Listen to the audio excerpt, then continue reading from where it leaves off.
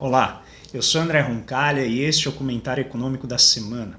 No plano internacional, tivemos a decisão do Banco Central norte-americano de estender o período de flexibilidade monetária até 2023. Isso é uma boa notícia para a periferia, que depende muito dos fluxos de capital, que tem fugido maciçamente no contexto da pandemia.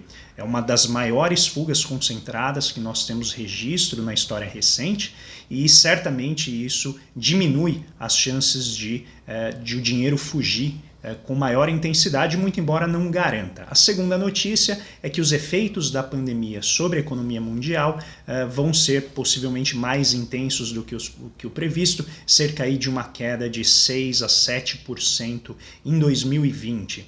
Isso é uma má notícia para o comércio internacional, que aos poucos vai retomando, mas ainda depende do dinamismo das economias nacionais para ter restabelecido o seu fluxo mais intenso.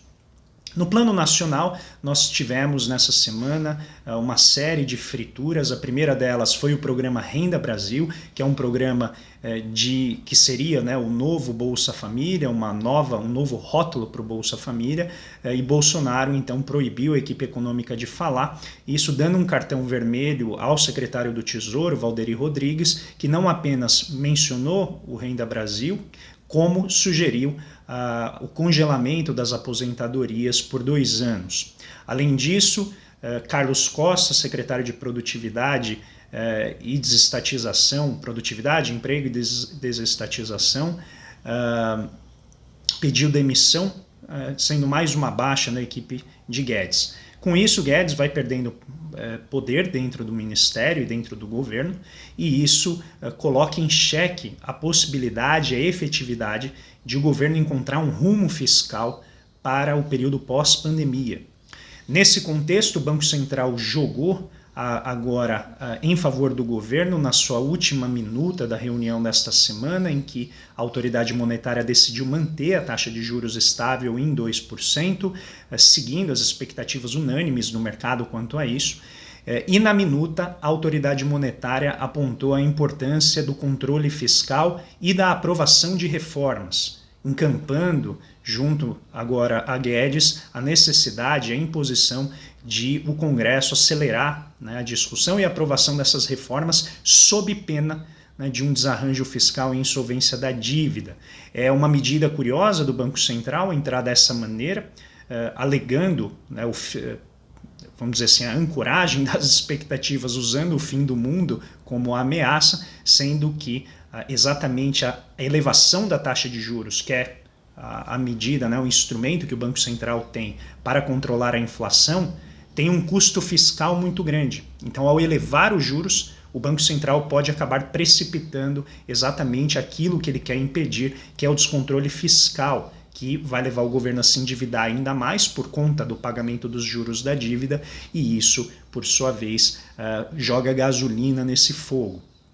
De qualquer maneira, por hora, parece que a estratégia deu certo, o mercado reagiu, já havia incorporado essa possibilidade, e nós vamos ver então agora nas próximas semanas como o governo consegue avançar a agenda de reformas. Finalmente, nós tivemos nessa semana 3 dados muito difíceis, muito pesarosos. O primeiro deles é o avanço da inflação no atacado, em particular vindo do setor de alimentos. Então temos o arroz e vários outras leguminosas, carnes, mas certamente o arroz é algo muito importante dentro da cesta de consumo de famílias que sofrem de insegurança alimentar.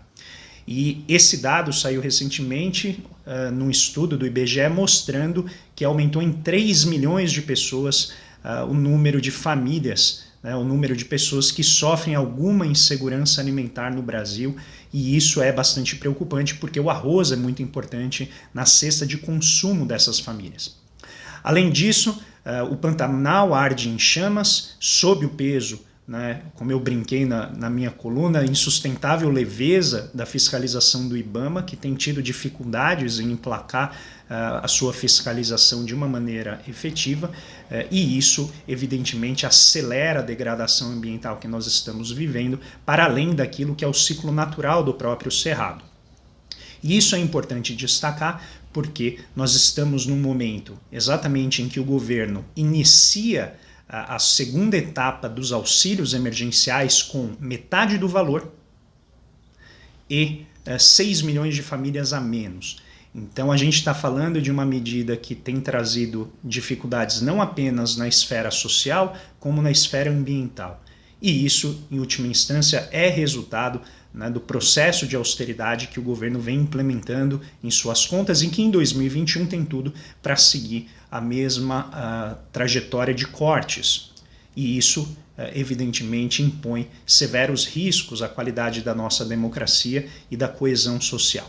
Nas próximas semanas veremos então o avanço dessas discussões. Eu deixo para vocês então um bom fim de semana e a gente se vê em breve.